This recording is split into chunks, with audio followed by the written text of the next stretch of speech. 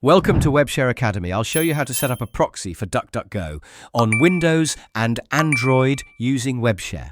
Let's start. For Windows users, first, press Win+I to open Settings. Go to Network and Internet, then click on the Proxy tab. Under Manual Proxy Setup, click on Setup, then turn on Use a Proxy Server. Now you will need to enter proxy server details. Simply go to webshare.io. You can get 10 free proxies from WebShare by signing up. On the WebShare dashboard, open Proxy List. Choose a proxy address. In the Proxy IP address field, enter the IP from your WebShare dashboard. In the port field, enter the corresponding proxy port. Once done, click Save and close the settings window. Now, open your browser. You'll see a pop-up asking for your proxy username and password. Enter your WebShare credentials and click Save. And go to DuckDuckGo.com.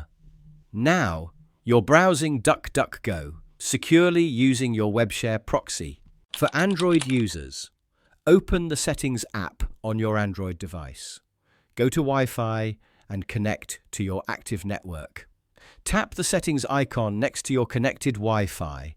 Scroll down and tap Advanced Options. Under Proxy, select Manual.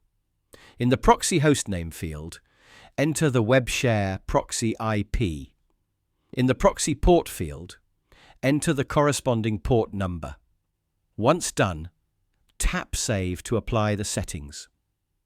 Now, open your browser. You'll see a pop-up asking for your proxy username and password.